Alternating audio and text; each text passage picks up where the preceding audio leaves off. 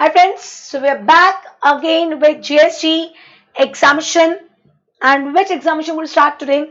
Services by an unincorporated body or a non-profit entity. I hope you are with me. Next important examination list. Next important examination list. Services by an unincorporated body or a non-profit entity. Basically किसकी बात हो रही है पता है यहाँ पे unincorporated body.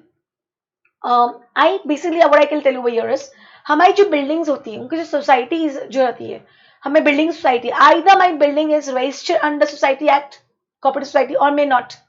अगर वो रजिस्टर्ड नहीं है तो इट इज अनइनकॉर्पोरेटेड बॉडी. और अगर वो रजिस्टर्ड है तो it is incorporated but it is a non profit entity. मतलब सोसाइटी का कोई इंटेंशन प्रॉफिट कमाने का नहीं होता है. Am I clear? Am I clear? किसकी बात चल रही है? Services by an unincorporated body or a non-profit entity. I hope you are with me. Am I clear? Entry number 77 and entry number 77A. Entry number 77 and entry number 77A. I hope you are with me. And honestly, it is important. To some extent, there is one confusion at one point, which I'll tell you right now only where the confusion is. I'll tell you what is the confusion, why is the confusion. So let's come to first entry number 77.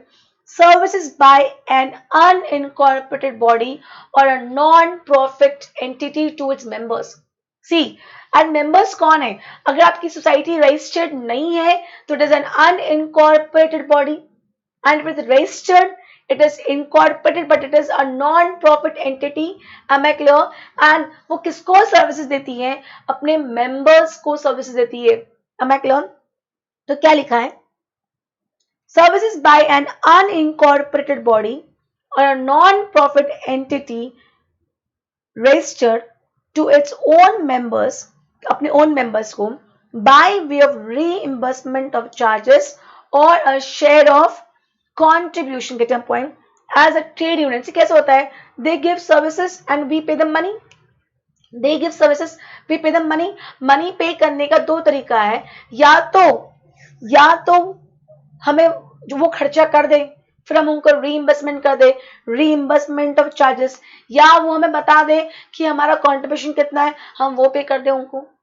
तो if they are as a trade union होता है तो trade union अगर अपने members को क्या दे रहे हैं, सर्विसेज दे रहे हैं, तो उस सर्विसेज के ऊपर GST has been exempted. B point, for the provision of carrying out any activity which is exempt from levy of GST. अगर ये जो अनइनकॉर्पोरेटेड बॉडी है वो कोई ऐसी सर्विसेज दे रहे हैं जो ऑलरेडी जीएसटी में क्या है, एग्जम्प्टेड है. फॉर एग्जाम्पल अभी अपन पढ़ के आए ऊपर म्यूजिकल की टिकट पे 500 रुपए तक एग्जम्प्ट है. सपोज मेरी सोसाइटी कोई म्यूजिकल नाइट दिवाली के टाइम पे या न्यू ईयर के टाइम पे एक म्यूजिकल नाइट ऑर्गेनाइज करवाया उन्होंने और हम सबसे 200 रुपीज पर पर्सन लिए. अगर यही म्यूजिकल नाइट बाहर होता तो 200 रुपीज पर पर्सन के ऊपर जीएसटी एग्जम्प्टेड था. अप टू 500 पे एग्जम्प्टेड था कि नहीं था? अप टू 500 पे एग्जम्प्टेड था कि नहीं था. तो अगर यही म्यूजिकल नाइट मैं बाहर जाती एंटरटेनमेंट के लिए तो वहां तो एग्जम्प्टेड था. तो अगर वही ये लोग ने करवाया है तो भी एग्जम्प्ट रहेगा, क्योंकि इन्होंने बोला है अगर ये ऐसी कोई प्रोविजन कोई सर्विसेज प्रोवाइड कर रहे हैं जो जीएसटी में ऑलरेडी एग्जम्प्टेड है तो ये भी करेंगे तो भी एग्जम्प्ट रहेगा. Am I clear? Third, the most important one, up to rupees 7,500 per month per member for sourcing of goods or service from a third person for the common use of its members in a housing society or a residential complex is exempted. छोटी छोटी बातें अपन depth में जाएंगे, don't worry. यही point में depth में जाना है, मुझे सी में डेप्थ में जाना है. ए एंड बी में ऐसा कुछ बताने के लिए नहीं था, सी में डेप्थ में जाना है बस. जो हमारी सोसाइटी क्या होती है वो हमें सर्विसेज देती है. सोसाइटी क्या होती है, हमें सर्विसेज देती है. सी कॉमन, आज मैं बताती हूँ. फॉर एग्जाम्पल आज अगर मैं बात करूँ तो मुझे लिफ्ट, कॉमन लाइट, गार्ड की services, cleaning, house keeping services, getting my point, ये सब सर्विसेज में प्रोवाइड कर रहे हैं। तो ये लोग क्या करते हैं, ये लोग सर्विसेज किसी और थर्ड पार्टी से लेते हैं। हाउस कीपिंग एजेंसी होगा, गार्ड की एजेंसी होगा, मेंटेनेंस जो प्रोवाइड करते हैं। बेसिकली यहाँ मेंटेनेंस की बात हो रही है। किसकी बात हो रही है? मेंटेनेंस। हम क्या पे करते हैं? हम मेंटेनेंस पे करते हैं कि नहीं करते? किसको पे करते हैं? सोसाइटी को, because society is giving us services as in common services. अब मैं क्लियर? तो अगर हम कितना पे कर रहे हैं, 7,500 up to 7,500 per month per member. Am I clear? In that case, in which society? Residential. Commercial में तो अगर आपने 1 रुपया भी पे किया है तो जीएसटी लगेगा। कमर्शियल में तो आपने अगर 1 रुपया भी पे किया है तो जीएसटी लगेगा।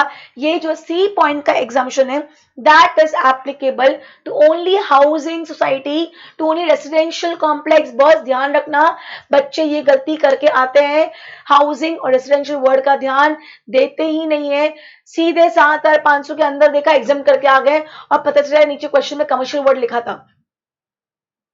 अब इसको डेप्थ में समझना, इसी को ही डेप्थ में समझना है। वेट, एक एक करके चलते हैं। इस पे नोटिफिकेशंस भी आए हैं, ऐसे बहुत सारी चीजें आई है, वो सब इनकॉर्पोरेट करी मैंने। मुझे क्या कंफ्यूजन है, हमने क्या उसका कंक्लूजन निकाला है और आगे हमने क्या किया, I will let you know everything. Service provide by a housing society to its members is treated as service provided by one person to another. The activities of the housing society would attract to levy GST, and the housing society would be required to register and comply with GST laws. एक एक करके चलते हैं। If the turnover of the housing society is above the applicable threshold limit for registration, it needs to get registered. मैं आपको already बता चुकी हूँ, एज ऑफ नाउ टर्नओवर कितना है? 20 लाख। अगर आपका turnover 20 lakh, aggregate turnover 20 lakh से क्या कर जाता है? एक्सीड कर जाता है। If your turnover exceeds 20 lakh, आपको जीएसटी में रजिस्ट्रेशन करवाना कंपलसरी है under section 22। However, taking registration does not mean that housing society has to compulsorily charge GST in the monthly maintenance bills raised on its members. बस पहला point देखो, दो चीज। पहली पॉइंट तो जो सप्लायर है वो रजिस्टर्ड होना चाहिए। अगर सप्लायर ही रजिस्टर्ड नहीं है, क्यों रजिस्टर्ड नहीं है? क्योंकि उनका टर्नओवर 20 लाख से एक्सीड नहीं किया है तो रजिस्ट्रेशन ही नहीं लेंगे, और जब वो रजिस्ट्रेशन ही नहीं लेंगे तो जीएसटी की बात आती ही नहीं है। बिकॉज सप्लायर कौन होना चाहिए? रजिस्टर्ड पर्सन होना चाहिए, फर्स्ट। सेकेंड, अज्यूम करो उनका turnover, aggregate turnover has exceeded 20 lakh rupees, उनका aggregate turnover has exceeded 20 lakh rupees, so they have to go for registration. पर रजिस्ट्रेशन करवाने के बावजूद भी जरूरी नहीं है कि उनको जीएसटी मेंटेनेंस बिल पे लगाना पड़े, क्योंकि हमारे पास एक और लिमिट है 7,500 की। तो दो चीज चेक करो, पहले क्या वो रजिस्टर्ड है या रजिस्टर्ड नहीं है। रजिस्टर्ड ही नहीं है, कहानी खत्म। अगर रजिस्टर्ड है तो फिर इंडिविजुअल फ्लैट का मेंटेनेंस देखो, अगर वो अप टू 7,500 है तो जीएसटी नहीं लगेगा, मोर देन 7,500 फिर पूरे पे जीएसटी लगेगा। होता है। अब एक बिल्डिंग में 1 BHK भी है, 2 भी है, 2.5 भी है, 3 भी है, 3.5 भी है, 4 भी है, 4.5 है, and you know maintenance is as per the area. Maintenance is as per your area, तो एरिया के हिसाब से मेंटेनेंस बढ़ता जाएगा। तो हो सकता है एक ही कॉम्प्लेक्स में, एक बिल्डिंग में अप टू 7,500 मेंटेनेंस बिल आता होगा पर मंथ, और एक ही उसी कॉम्प्लेक्स में दूसरी बिल्डिंग में मोर देन 7,000 आता होगा। तो जहां मोर देन 7,500 आता है वहां टैक्स लगा दो। Am I clear? वापस रीड करती हूँ। However, taking registration does not mean that housing society has to compulsorily charge GST in the monthly maintenance bill raised on its members. If the services provided by it are exempt under exemption notification, then it is not required to charge GST. अगर मेरा exemption notification के अंदर आती हूँ तो भले supplier क्या है? रजिस्टर्ड है। सी सप्लायर रजिस्टर्ड है पर वो exempted सर्विसेज दे रहा है। फॉर इंस्टेंस, लिख के रखा है ये पूरा, जो भी क्लैरिफिकेशन आया मैंने सब नोट्स में डाल के रखे। For instance, the view of in the view of entry number 77C above, a society may be registered under GST but its monthly contribution received from members is up to rupees 7,500 and the amount is for the purpose of sourcing of goods and service from a third person for the common use of its members. मैंने आपको अभी और हम depth में पढ़ेंगे कि एक society अपने मेंबर से क्या क्या पैसे लेती है, हम डेप्थ में पढ़ेंगे अभी. No GST is to be charge अगर अप टू 7,500 है तो by the housing society on the monthly bill raised by the society. However, the monthly contribution exceeds 7,500, then entire contribution is taxable. For example, if the maintenance charge is rupees 9,000 per month per member, GST at the rate of 18% shall be payable on the entire amount of rupees 9,000 and not just on 1,500. Am I clear? Am I clear? Further, if the turnover of the society is less than the applicable, अभी की तारीख में से अभी ने language change कर दिया हर जगह. पहले हर जगह 20-20 लाख लिखते थे, पर क्या होता है 20 लाख लिख दिया, पर अगर आपने देखा सेक्शन 22 में जाके वो 20 लाख को क्या कर दिया, चेंज कर दिया, 20 का 25 लाख कर दिया, तो बाहर जगह पर 25 लाख जगह करना पड़ेगा. तो उन्होंने फिर वो 20 वर्ड ही हटा दिया, उन्होंने बोल दिया रजिस्ट्रेशन की लिमिट. एक ही बात हो गई. Further, if the turnover of the society is less than the applicable threshold limit for registration or even the turnover is beyond the set threshold limit, but the monthly contribution of all the individuals members towards maintenance up to 7,500, such services being exempted and society is providing no other taxable services to its members or outsiders, the society essentially exclusively providing wholly exempted need not take registration also. Simple समझना. पहली बात तो या तो मेरा turnover 20 lakh है ही नहीं तो मैं नंबर क्यों लूं, या मेरा टर्नओवर 20 लाख से ज्यादा है पर मेरी बिल्डिंग में एक का भी बिल 7,500 के ऊपर का आता ही नहीं है और मैं और भी कोई टैक्सेबल सर्विस देती ही नहीं हूं तो फिर मुझे रजिस्ट्रेशन लेने की जरूरत नहीं है. सिंपल समझना. जब दो ऑप्शन, मेरा टर्नओवर 20 लाख के ऊपर नहीं है, will I take registration number? No. Second, मेरा टर्नओवर 20 लाख के ऊपर है पर मैं जो भी सर्विसेज दे रही हूं वो एग्जम्प्टेड ही दे रही हूं. मेरे हो सकता है सपोज मेरी सोसाइटी में 800 फ्लैट है, 800 फ्लैट से 804 फ्लैट से 800 फ्लैट है. अज्यूम करो सबका मंथली मेंटेनेंस बिल 5,000 ही आता है या 6,000 ही आता है. क्या मैं जीएसटी लगाऊंगी? नहीं. और मैं कोई और टैक्सेबल सर्विस देती भी नहीं हूं क्योंकि नंबर इतने ज्यादा है फ्लैट्स के, तो मेरा कलेक्शन का जो अमाउंट है वो 20 लाख से क्या हो गया, एक्सीड हो गया. But I am not giving any taxable services. I am not giving any taxable services. Getting my point? तो इन दैट केस मुझे बताओ मैं नंबर लेके करूं क्या? जब मैं जीएसटी लगा ही नहीं रही हूं, मैं कलेक्ट कर ही नहीं रही हूं, तो मैं नंबर लू क्यों? Gate your point? तो हम पढ़ेंगे, हम रजिस्ट्रेशन चैप्टर में पढ़ेंगे कि बॉस अगर आप purely exempted services में हो, if you're exclusively doing exemption services only, so even if your aggregate turnover exceeds the threshold limit, still no need to take the registration number. ये समझा? यहां तक समझा? Please reply. यहां तक समझा कि नहीं समझा? रिप्लाई करो. ये समझा? मतलब आज अगर सपोज है यार, हो सकता है सपोज लेट्स एग्जांपल हॉस्पिटल की बात करते हैं, हमने पढ़ाई है hospital is health care services exempted है. आज हॉस्पिटल के क्या 20 लाख में लिमिट होता है तो करोड़ों में जाते हैं. एक बंदे से 20 लाख निकलवा ले वो तो अभी हो ही रहा है. am I clear?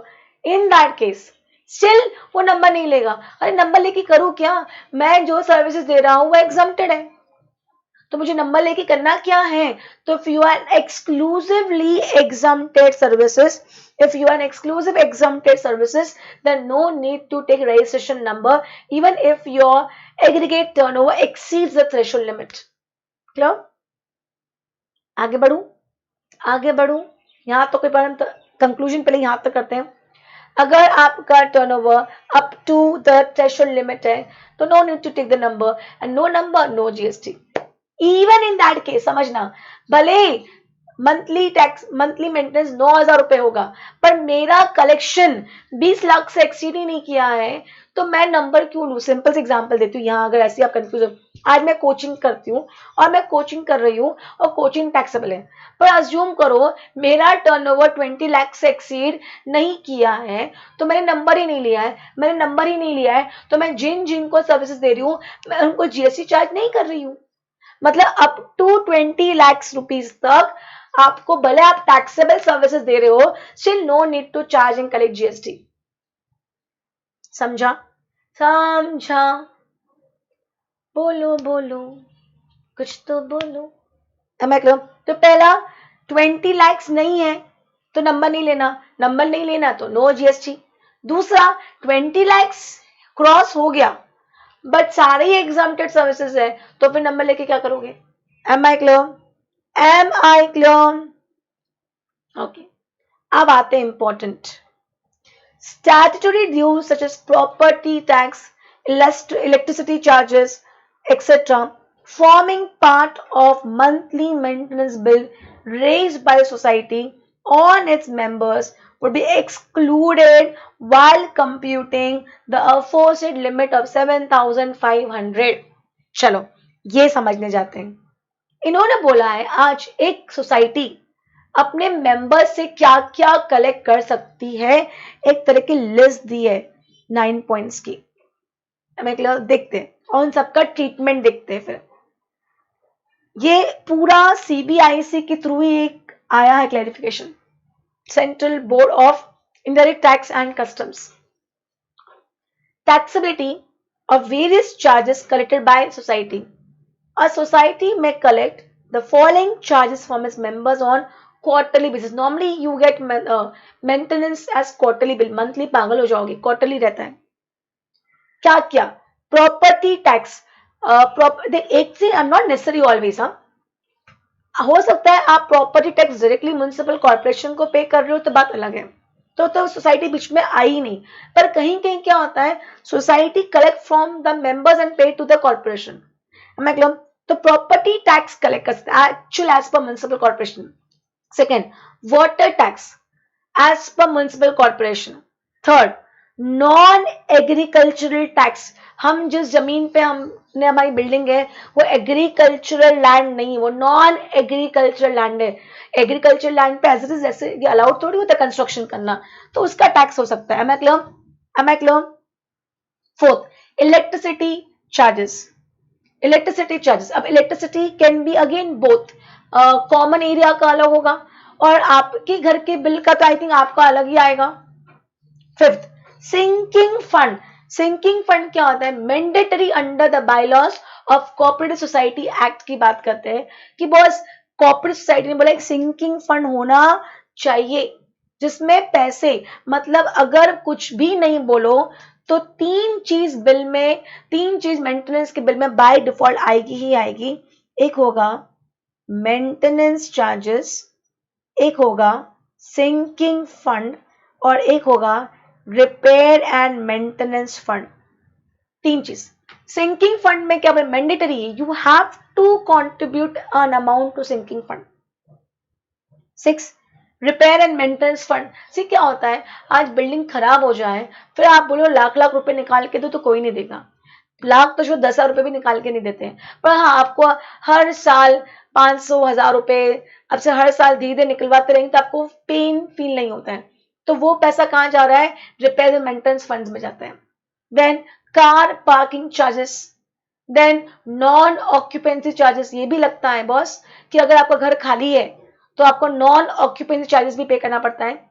And simple interest, अगर आपने लेट पेमेंट किया पिछले महीने का, अगर आपने लेट पेमेंट किया है तो अगले महीने के अगले क्वार्टर के बिल में आपको सिंपल इंटरेस्ट से आएगा, इंटरेस्ट ऐड करके।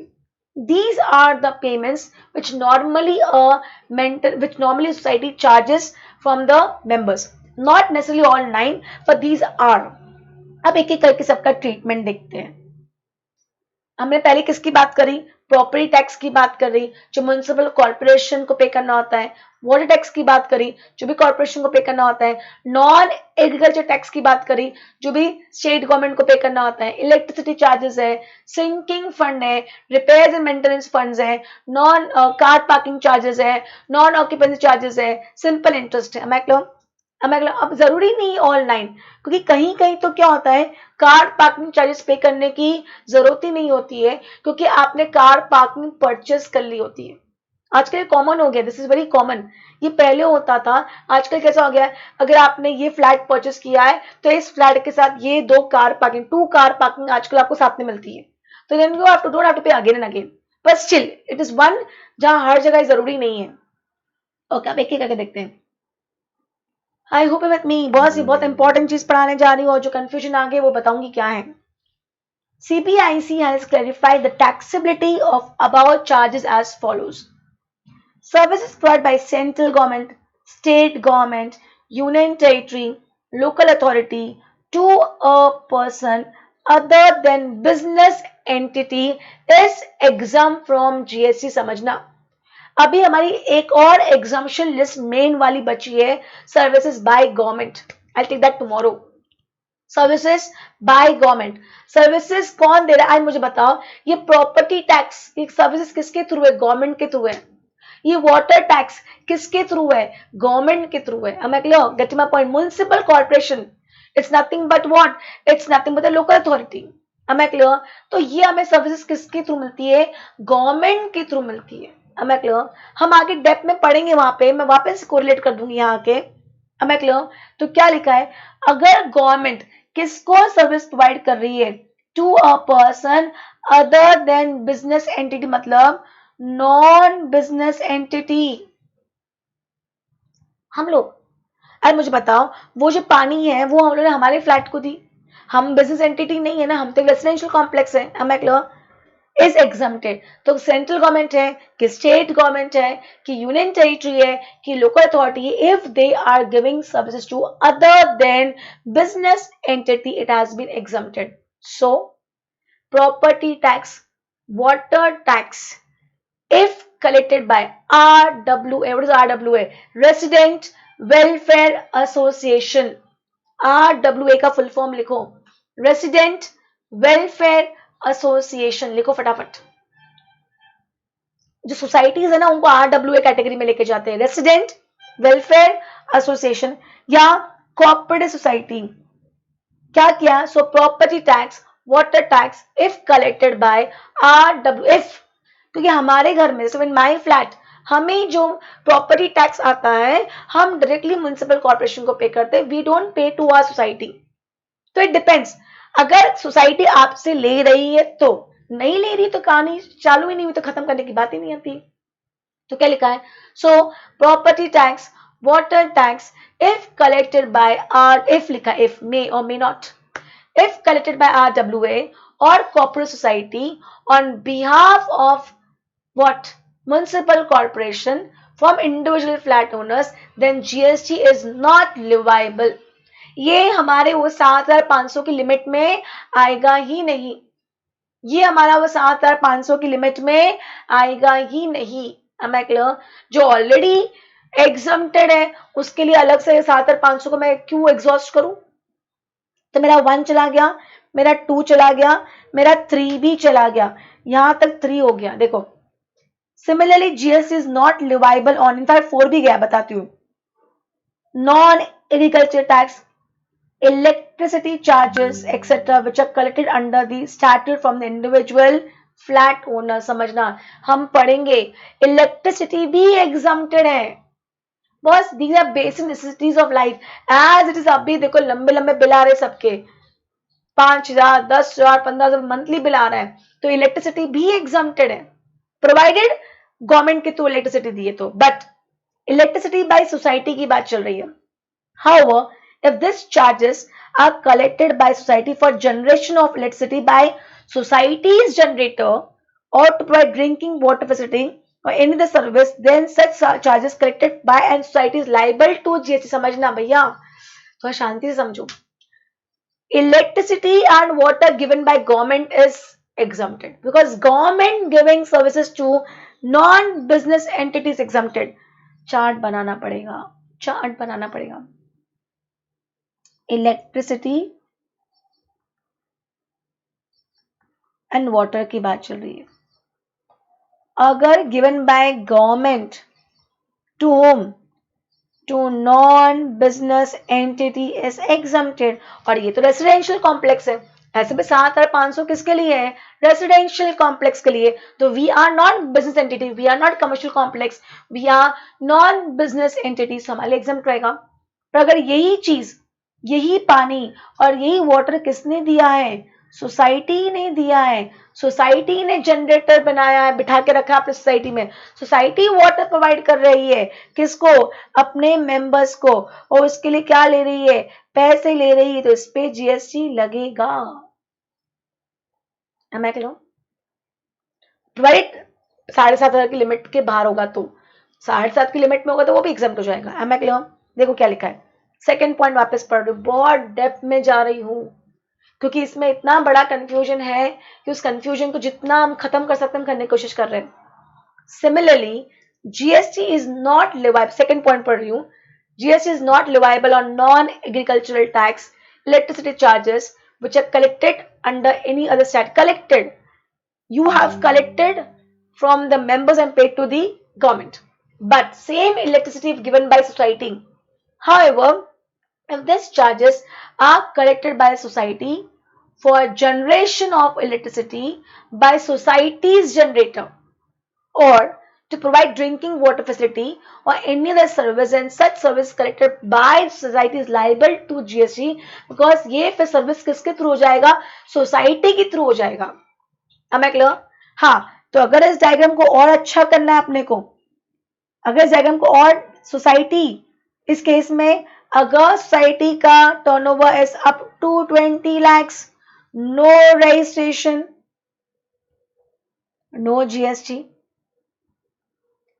more than 20 lakhs, more than 20 lakhs, but up to 7,500 exempted, no GST. More than 20 lakhs, beyond 7,500 GST लगेगा. समझा?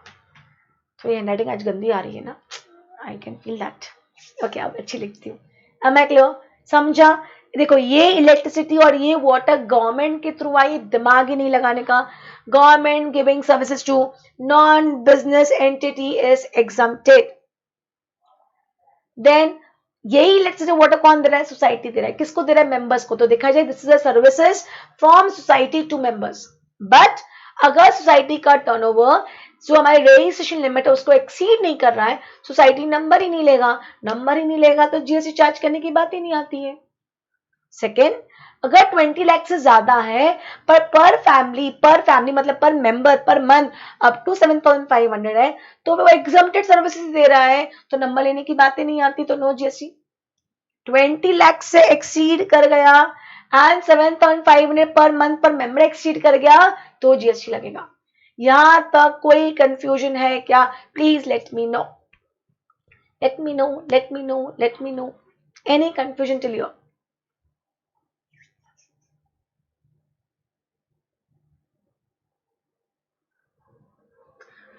बोलो बोलो.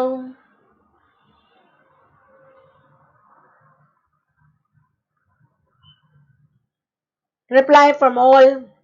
ओके, आगे बढ़ते हैं. तो मतलब we are done till fourth point. We are done till fourth point, right? हमारा फोर्थ पॉइंट क्लियर हो गया. अब आते हैं फिफ्थ से. Fifth, six, seven, eight and 9 की बात करते हैं. ये सब एक साथ आ रहा है. Third point, sinking fund. Sinking fund मतलब point number 5. Repairs and maintenance fund मतलब point number 6. Car parking charges मतलब point number 7. Non occupancy charges मतलब point number 8. and simple interest for late payment attract GST as these charges are collected by society for the supply of services meant for its members. इस पे GST लगेगा provided आती हूँ बेटा, provided it exceeds the limit of 7,500 per month per member. Provided it exceeds the limit of 7,500 per month per member. ये basically ये पैसा society ले रहा है, किससे? मेंबर्स से ले रहा है। Am I clear? अब यहां मैं आपको थोड़ा जो कंफ्यूजन चल रहा है मैं बताती हूं।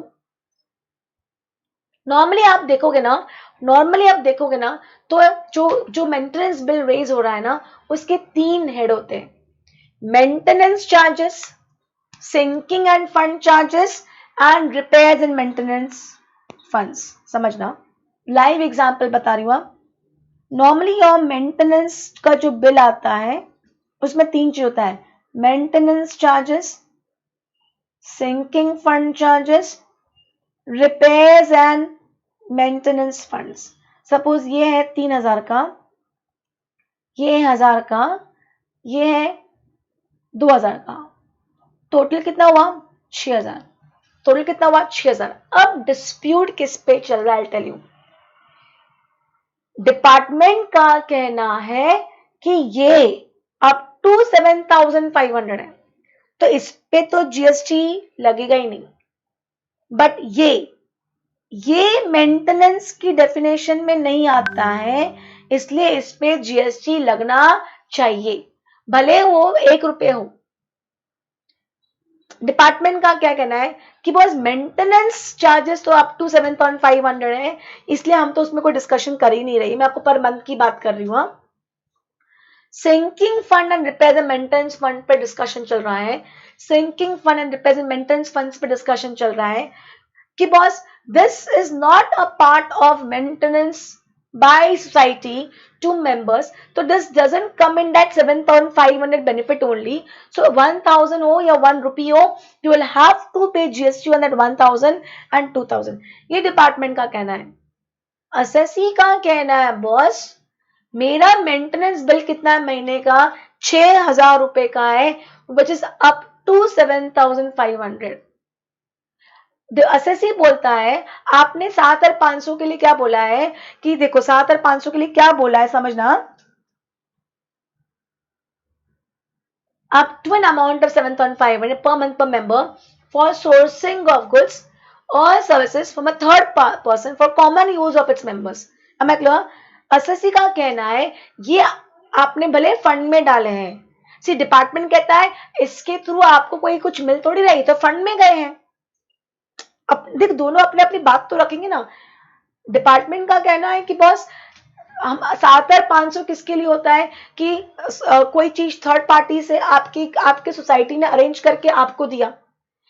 मैनेजमेंट जो मेंटेनेंस चार्जेस है उसके अंदर क्या होगा, हो सकता है उसके अंदर हाउस कीपिंग की बात आ जाए, सिक्योरिटी की बात आ जाए, गेटिंग माय पॉइंट, तो वो तो हमको समझ में आ रहा है थर्ड पार्टी से लेके आपको दे रहे इसलिए चार्ज किया।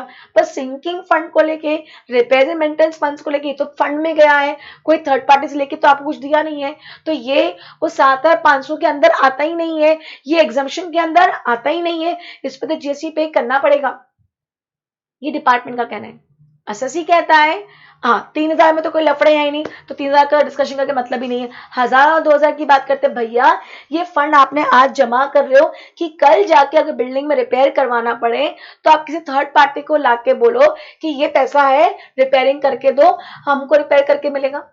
आज नहीं तो कल थर्ड पार्टी से बेनिफिट लेके तो हमको दिया ही जाएगा, यस और no. I hope you with me. जवाब दो, मेरा कंफ्यूजन समझ में आ रहा है। डिपार्टमेंट इज सेइंग भले मंथली बिल कितना है, अप टू 6,000, डिपार्टमेंट कहता है 3,000 पे। अच्छा ये दोनों 3,000 हो गए ना, एक काम करते हैं इसको 1,500 कर देते हैं तो ना कंफ्यूजन नहीं होगा, और इसको 6,500 कर देते हैं। डिपार्टमेंट का कहना है 3,000 पे जीएसटी नहीं लगाएंगे हम, कुछ नहीं प्रॉब्लम है, पर 3,500 पे जीएसटी लगेगा, which is nothing but sinking fund plus repairs and maintenance funds. Am I clear? क्योंकि इनका कहना है ये मेंटेनेंस का पार्ट ही नहीं है। असेसी का कहना है ये भी मेंटेनेंस का पार्ट है, आज नहीं तो कल ये पैसा यूज होना ही है। ये झगड़ा चल रहा है, इसके लिए I even know one of my client, see क्या होता है when there is a confusion, either two option, SSC क्या करेगा, या तो इस पे जीएसटी चार्ज करेगा या जीएसटी चार्ज नहीं करेगा। एसएससी या तो जीएसटी चार्ज करेगा या नहीं करेगा। अगर जीएसटी चार्ज नहीं किया सपोज, और कल जाके पता चलता है कि हमारा इंटरप्रिटेशन गलत था, तो फिर अब आपने जो पूरे इतने सालों से जो आपने मेंटेनेंस पे जो 3,500 कलेक्ट किया है, उसका हमको जीएसटी पे करो और इंटरेस्ट पे करो। पहला प्रॉब्लम। दूसरा प्रॉब्लम, अगर आपने जीएसटी चार्ज कर दिया और डिपार्टमेंट को पे कर दिया और बाद में पता चला कि आपको नहीं करना चाहिए था, तो अब यार वो रिफंड की बात आती है, और इनडायरेक्ट टैक्स में रिफंड इजीली नहीं मिलता है, क्योंकि डिपार्टमेंट का कहना है, सोसाइटी को डिपार्टमेंट बोलता है भैया आपने भले टैक्स पे किया है, ये जो 3,500 पे जो टैक्स है वो आपके जेब से नहीं गए, फ्लैट ओनर के जेब से गए। हो सकता फ्लैट ओनर ने 1 से 2, 2 से 3 फ्लैट बेच दिया, तो एक्चुअली किसके जेब से पैसे निकले हैं ये पता इनडायरेक्ट टैक्स में नहीं चलता है, इसलिए इनडायरेक्ट टैक्स में इजीली रिफंड नहीं मिलता है। समझ में आ रहा है? मैं बहुत आगे का पढ़ा रही हूँ, I am giving you a very good knowledge. I hope you get your point. I समझा कंफ्यूजन क्या चल रहा है। अगर मैं चार्ज करूं और मैं पे कर दूं, बाद में पता चलता है कि मुझे चार्ज नहीं करना चाहिए था, रिफंड नहीं मिलने वाला है, नॉट इजी। अगर मैंने चार्ज नहीं किया और मैंने पे नहीं किया और बाद में पता चला कि मुझे चार्ज करना चाहिए था, पे करना चाहिए था, तो अब मेरे को कलेक्ट करूं टैक्स और इंटरेस्ट भी पे करूं, कुछ नहीं होने वाला है। कौन सा फ्लैट ओनर इंटरेस्ट पे करेगा? मेंटेनेंस ही पे करने में सबको रोना आता है, तो आपको लगता है मेंटेनेंस पे इंटरेस्ट पे करेगा? Am I clear? Am I clear? Am I clear? ये एक हो सकता है, चार्ज करो या ना करो बाद में देखा जाएगा। दूसरा ऑप्शन क्या है? सी एक होता है, चल चलो आपने पे नहीं, जो भी आपने किया उसके बाद जब भी आपकी फाइल खुलेगी तो फिर आपको जो भी बोला जाएगा वो करना पड़ेगा। दूसरा तरीका क्या है, एक वर्ड होता है एडवांस रूलिंग। नाम से क्लियर है, हमें रूलिंग एडवांस में मुझसे आज एज एन सोसाइटी मुझे ना रूलिंग दे दो, क्या करना है यार, मुझे कंफ्यूजन मत करो, मैं चार्ज करूं या मैं चार्ज नहीं करूं मुझे बता दो। तो एक गेट होता है एडवांस रूलिंग, सीधे एडवांस रूलिंग पे चले जाओ। कहां चले जाओ? एडवांस रूलिंग पे चले जाओ। समझो समझो समझो समझो, मैं आपको पूरा एक रास्ता बताती हूँ क्या होता है। 2 रास्ते होते हैं। पहला, मैंने चार्ज नहीं किया, मैंने चार्ज नहीं किया क्योंकि मुझे लगा यार चार्ज कर दूंगी, पे कर दूंगी, रिफंड नहीं मिलेगा, मेरे लोगों ने मना कर दिया कि हम तो जीएसटी पे नहीं करेंगे। ओके, तो मैंने चार्ज नहीं किया, नो जीएसटी ऑन 3,500। बाद में मेरी फाइल खुली, डिपार्टमेंट ने मुझे डिमांड इशू किया कि ये 3,500 पे आपने जीएसटी पे नहीं किया है, जीएसटी भी पे करो और जितना डिले किया उस पे इंटरेस्ट भी पे करो। डिमांड आया, डिमांड मतलब कि भैया पे करो, डिमांड। मुझे लगता है कि नहीं, डिपार्टमेंट जो बोल रहा है वो गलत बोल रहा है, तो मैं क्या करूंगी, मैं अपील करूंगी। मैं क्या करूंगी? अपील करूंगी। अपील में क्या होगा, एक कमिश्नर अपील होगा, एक ट्रिब्यूनल होगा, एक हाई कोर्ट होगा, एक सुप्रीम कोर्ट होगा। ये ऐसे ऊपर जाते हैं, कमिश्नर अपील्स, अपील एक tribunal, high court, supreme court. सीधे आप सुप्रीम कोर्ट के पास जा नहीं सकते हो, सीधा आप हेड के पास जा नहीं सकते हो। Getting my point? एक तो ये रास्ता है। अब ये रास्ता बहुत टाइम कंज्यूमिंग है, बहुत टेंशन वाला है, बहुत पैसा भी लगेगा। एक ये रास्ता है। दूसरा रास्ता क्या है, मैं बहुत कंफ्यूज हूं, मैं सेफ चलना चाहती हूं, मैं सीधे इनके पास चली गई, एडवांस रूलिंग, और इन्होंने जो बोल दिया वो फाइनल होता है मेरे लिए भी और डिपार्टमेंट के लिए भी। इनकी रूलिंग के अगेंस्ट कोई भी जा नहीं सकता है, they are equal to the supreme court people. Advance ruling, सीधे क्या कर दिया, advance ruling. I hope you getting my point. Advance नाम से क्लियर है, ruling in advance. Am I clear? तो second way is you directly go to advanced ruling people. You directly go to advanced ruling people. Am I clear? वहां जाने के बाद उन्होंने जो डिसाइड कर दिया, बात खत्म। तो I know one of my client has gone to advanced ruling. One of my client has gone to advanced ruling, but because of this pandemic, अभी तक हियरिंग नहीं हुई। फर्स्ट हियरिंग हो गई। फर्स्ट हियरिंग का मतलब केस एक्सेप्ट करना था कि नहीं, सी आपने बोला तो जरूरी नहीं कि वो केस एक्सेप्ट करेंगे, they should feel that it is, ये केस सुनने लायक है कि नहीं, एक्सेप्टेंस। उसके बाद फाइनल हियरिंग होती है, फाइनल हियरिंग अभी तक नहीं हुई because of this pandemic, everything is closed. Am I clear? तो I hope you are getting my point. Am I clear? तो I have seen many societies not charging GST on this 3,500 also, क्योंकि उनका कहना है this is a part of maintenance. I hope you with me. उनका कहना है this is a part of the maintenance. समझ में आ रहा है मैं क्या बोल रही हूँ? तो अभी confusion तो है, but yes, many people are not charging GST on sinking fund also, on repairs and maintenance funds also. क्योंकि देखो इनका क्या कहना है, अगर ये लैंग्वेज पे जाते हैं हम लोग, अगर मैं कंक्लूजन निकालने जाऊं, ये जो पॉइंट है कहां से 5th से 9th तक, इन्होंने बोला जीएसटी लगेगा, जीएसटी लगेगा प्रोवाइडेड, ये तो मुझे मालूम है ना कि अगर मेरा मेंटेनेंस अप टू 7,500 तो नहीं लगना चाहिए। समझा? थोड़ा ज्यादा नॉलेज दिया है, मे बी इतना नॉलेज आपके लेवल तक शायद ना लगे, but I felt I should give you, so I have given you and I know what is happening. कोई कंफ्यूजन यहां तक? कोई कंफ्यूजन यहां तक? आगे बढ़ सकती हूँ? Any confusion till here? Can I go ahead?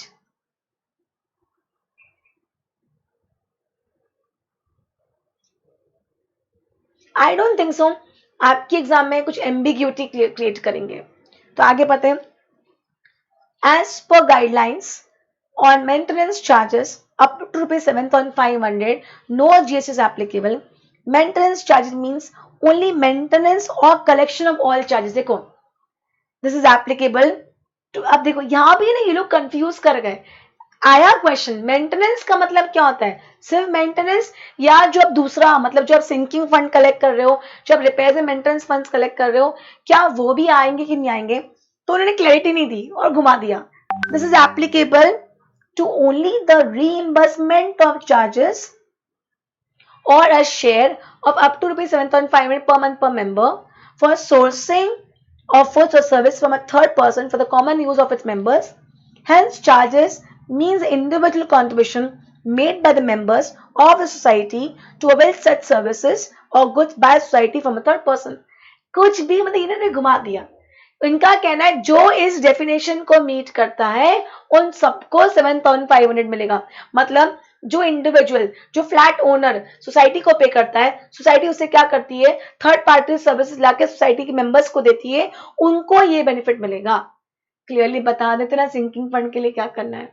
M I clear? ठीक है, it's okay, we will not get confuse. Yes, according to my understanding 7,500 should include sinking fund and repairs and maintenance funds. Am I clear? That means 7.5 तक है per month per member तो no GST. If it exceeds तो पूरे पे लगाना है। Can I go ahead? Next 77A. Services by an unincorporated body or a non-profit entity to members. क्या लिखा है? Services provided by an unincorporated body or a non-profit entity registered under any of the time being force engaged the activities relating to welfare of industrial or agricultural laborers or farmers or promotion of trade, commerce, industry, agriculture, art, science, literature, culture, sports, education, social welfare, charitable and protection of environment to its own members against concession in the form of membership fee up to an amount of ₹1,000 per member per year. क्या लिखा है? अगर services provided by whom? Again, an unincorporated body or a non-profit entity to in relation to welfare of industrial or agriculture, या ये किसको? Members को। और आपको मेंबरशिप फी पे करनी पड़ रही है कितना? up to ₹1,000 per member per year is exempted. Am I clear? Is residential welfare association clear? You have question 11 on this as a good question. Am I clear? Am I clear? Can I go ahead? Can I go ahead? Is resident welfare association clear? Can I go ahead? Okay. एक और आगे ले लेती हूँ यहाँ पे। Next मैं actually already आपको समझा चुकी थी। Services by view of residential dwelling for use of residence is also exempted from tax. मैंने आपको बताया था किराए पे अगर आपने घर दिया है, पर देखा जाए प्रॉपर्टी कौन सी होनी चाहिए, अगर वो रेसिडेंशियल है या कमर्शियल है।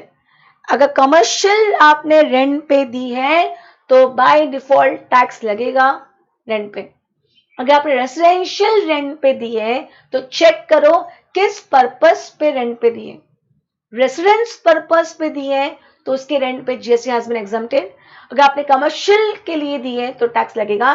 फॉर एग्जांपल अज्यूम करो ये मेरी बिल्डिंग है, ये रेसिडेंशियल सोसाइटी के अंदर रजिस्टर है और इसके ग्राउंड फ्लोर पे एक डे केयर चल रहा है। बहुत कॉमन है बिल्डिंग के अंदर डे केयर चलना या डेंटिस्ट होना। am I clear? In that case अगर residential property is given for commercial purpose तो रेंट पे जीएसटी लगेगा। अगर रेसिडेंशियल प्रॉपर्टी है गिवन फॉर रेसिडेंस पर्पस तो नो जीएसटी। कमर्शियल प्रॉपर्टी तो बाय डिफॉल्ट जीएसटी लगेगा ही लगेगा। Am I very clear? Can I go at? Am I clear? That means इस में हमने दो कवर किया, एक तो RWA कवर किया है और एक हमने renting of residential dwelling for residential purpose. Am I clear? Sure? Any problem till here? Okay, thank you.